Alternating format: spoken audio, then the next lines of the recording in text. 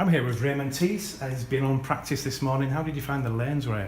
I actually found them kind of like what they were when we did some unofficial practice a few days ago. I bowled on the lanes a couple of days in a row, and it was more like the first day that we were here. Yesterday felt like they were a little slicker, like they were a little slower friction. Today I felt like there was a little bit more pronounced friction outside.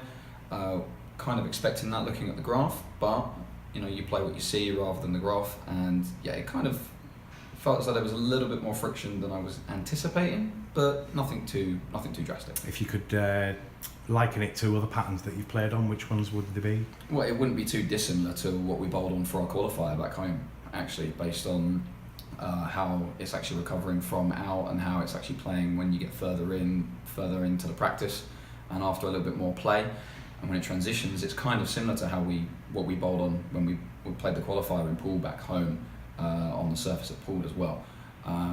Besides that, there's not been many that I've played on in the last few years that I could really liken it to. But like I say, you play what you see, and I'm not expecting the scores to be low this week. Let's put it that way. How quick did the transition?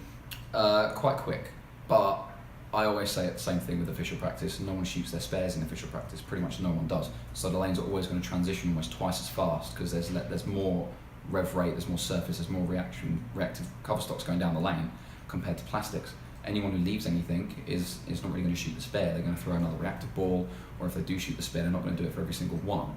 And then there's people going to be playing different parts of the lane. So after a certain amount of time, it's you're just trying to see whether if it gets like that, the ball you're throwing is going to be pretty good. Did you kind of stick with one ball to start with, or did you go through a few balls? No, I actually was with quite a few balls. I've used the whole 8 that I can register. I brought a 9 with me, so really the practice session for me was to just make sure I was happy with the ones I knew I was going to register, and then pick between the last 2 or 3 which one wasn't going to be used. But no, there's a couple I've got for each stage of the transition. The lanes where they are on the fresh, and then when they start transition, they're going to get forced in, or if I'm going to try and play out, and then what they're going to be like when they're completely nightly fried, because we've got 5 to a pair.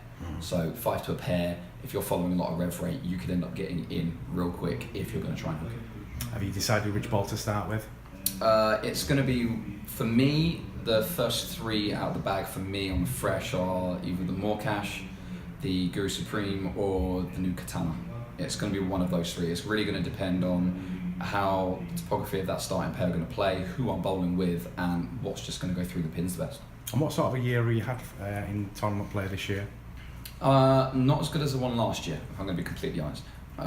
Last year I sort of peaked at one point, and I managed to bowl the World Series. I had an okay World Series for my debut, and then this year it's been more, I've struggled a little bit more. I've not made as many cuts as I'd like to have done. When I have made the cuts, I haven't really got that far in the tournament. And if I have, it's been more because my qualifying score gave me buys. So really, tournament-wise, for me, I don't feel like it's been that good. Maybe with the exception of the qualifier for this, and going over to Sweden or Germany for the national leagues. But then that's more national leagues rather than tournaments. So tournament-wise, it's not been the best of years, but that can change with a good week this week. So we've got you in South America at the moment. You've got a brother in North America playing the World Series of Bowling. Yeah, it would be quite a story if you could win this and he could win a title over there. That would be a dream, really. To be fair, I had the choice really of coming to here or coming to the World Series.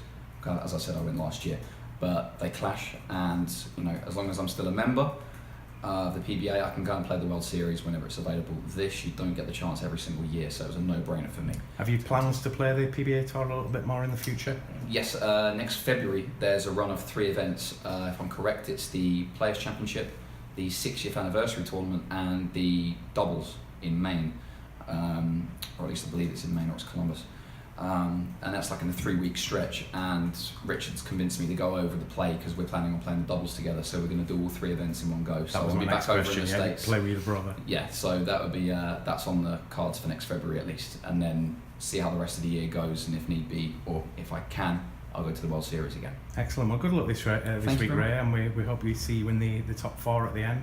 Like I said earlier on in the week on your Facebook Lives, I'm here to win. I'm not here to just make the top 8 or just make the top 24. I'm here to win this and take the trophy back to England. So looking for a good week this week, so thank you. Good luck. Thank you, buddy.